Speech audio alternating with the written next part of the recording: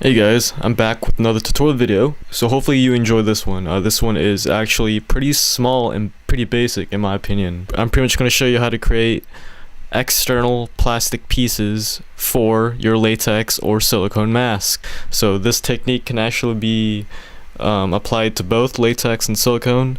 I unfortunately will not be able to demonstrate a plastic part being attached to a silicone mask because I honestly don't have any silicone masks at the moment that will utilize this technique. But I do have a mask right now. This one right here is Braveheart. This is a mask in progress and it utilizes the plastic pieces method or technique. In order to attach plastic parts to a latex mask, you simply just use latex itself or super glue.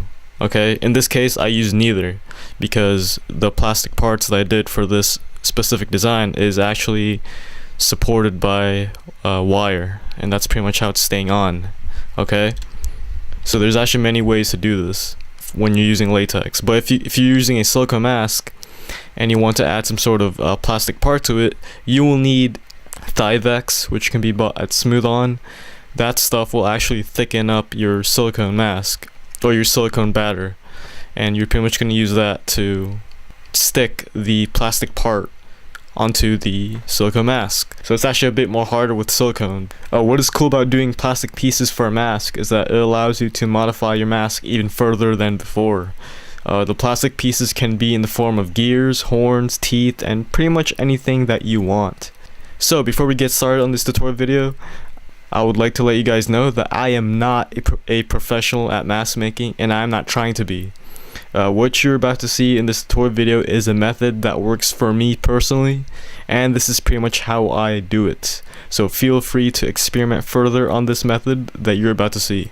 Alright, so the materials that you guys will need to make plastic parts for your mask are clay, sculpting tools, gloves, a smock so that you guys don't get these chemicals on your clothes, tin-based silicone, which is also known as mold making silicone. This is not the kind of silicone that you would use to cast a mask with. This kind of silicone is actually used for making molds, obviously. The way how this dries is you actually need a catalyst. That's what this blue stuff is, and you need to mix the catalyst with the silicone base. Okay, I'll actually show you guys how to mix these later on, but you pretty much need silicone mold or mold making silicone to make the mold for these plastic parts. Alright, so again, this is called tin based silicone, aka mold making silicone. This comes in a variety of names. In this case, when it comes from monster makers, it's called a monster mold.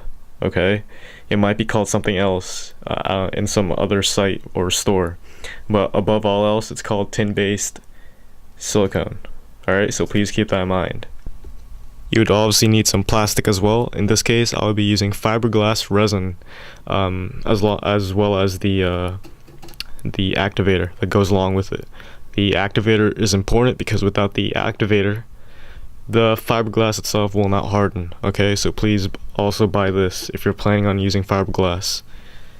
Now what's cool about fiberglass is that you can pretty much get it anywhere. You can get it at Walmart, you can get it at Home Depot, you can pretty much get it in any hardware store. Alright, so it's pretty much easy to get.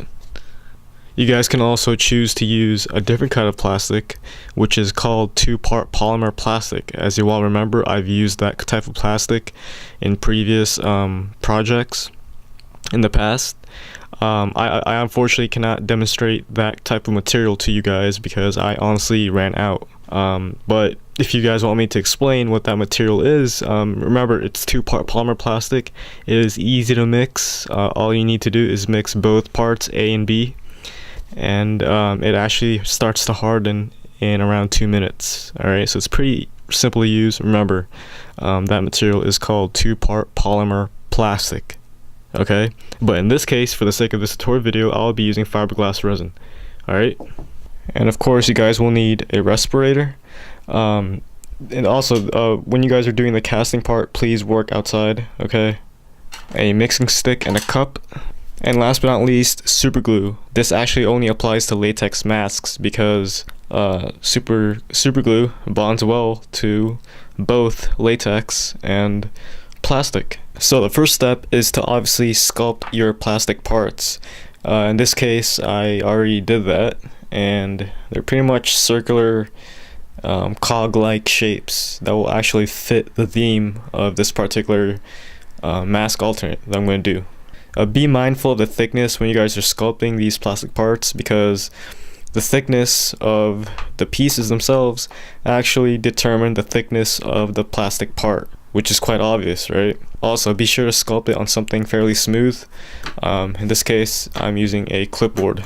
Once the sculpting stage is done, we are now ready to do the silicone mold of our pieces. This should be fairly simple to do, since the only thing you need to do is create the clay walls surrounding your pieces. It doesn't really matter what clay you use for the walls, as long as you have something to encase the sculpture in. We are now ready to pour the silicone mold in. Pour a good amount of the silicone in a small cup or container. You're now going to add the catalyst in. Add enough catalyst so that once fully mixed, the batch will have a dim bluish color to it, and that's when you know that you have used enough catalyst. Now begin to pour the batch of silicone mold carefully onto the pieces. It is recommended to pour on the lowest point of the sculpture, which is mostly the flat surface you are working on, and let the silicone build up.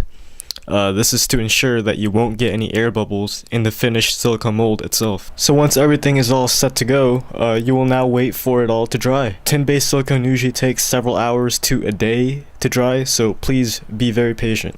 So once the mold has all dried up, to me this took a whole entire day to dry. There's a high chance that your sculpture will be embedded within the mold itself. A simple way to solve this is by using various sculpting tools to take them out. So we're pretty much ready to cast the plastic now. We're pretty much ready to pour the plastic into these molds. Alright, so let's get started. First, you're going to pour a fair amount of fiberglass or whatever plastic you're going to use onto a small cup. Remember, this depends on how many pieces you're going to cast. Now, what you're going to do is you're going to add drops of the catalyst onto the fiberglass. That's if you're using fiberglass. Personally, when adding catalyst to a small amount of fiberglass, I usually do about 15 drops. Of course, this may not be the case to everyone, so this varies for everyone, since everyone will be pouring a different amount of fiberglass in. So once the catalyst is in, you're obviously going to stir it up for quite some time. After that, you will now carefully pour the mixed batch of fiberglass into the mold. Be sure to scrape off the excess fiberglass so that you will have a fairly smooth base once the part has been demolded. Now what's cool about fiberglass is that it dries fairly quickly, depending on the amount of catalyst you mixed in. This should take about, I want to say, 15 to 45 minutes to dry. So once everything has been demolded, it should look like something like this. So you got these nice casts from the sculpture that you just sculpted, and it's really interesting to look at, especially it being plastic. Really durable stuff, and when you start painting these, you can actually use acrylic paint, spray paint, pretty much any kind of paint there is. Remember, these are plastic parts now. But yeah, that's that. Also, some of these parts, once they're fresh from the mold, they may need to be smoothened down using sandpaper. Alright, so hopefully everyone enjoyed this. I'll definitely have more tutorial videos as time goes on. I really enjoy making these tutorial videos for you guys. I really enjoy not only teaching you guys how to make certain things, but also showing you guys more ways to create masks, you know, instead of the default, you know, design, sculpt, mold, cast, paint, done. You know, that's something that really bores me when it comes to mask makers nowadays. They pretty much just stick to the, you know, basic method. They never move out of it, and I kind of want to see more mask makers use their creativity a bit and do more things with the mask. You know, here's one of them. Here's one of the things that I showed you guys is, you know, adding plastic parts to a latex mask or to a silicone mask. You know, that's pretty much a simple modification, and it will definitely add more to your mask. Yeah, hopefully you guys learned something, and again, I enjoyed making this and I enjoyed teaching you guys. So thank you all for the support, and thank you for, you know, watching this video. If you guys haven't already, please follow me on Twitter. That'll be twitter.com/evilstyle13. I post on Twitter pretty much every day, every time I work on art, so it's pretty much a good way to get you guys updated on whatever it is I'm doing with my art. Okay? Also, please check out my website. That'll be www.juanfacialcomparison.com. Also, please like my fan page on Facebook. Show your support. And that'll be it, guys. I'll see you guys on the next tutorial video. I'll definitely have more tutorials for you guys in the future. Alright?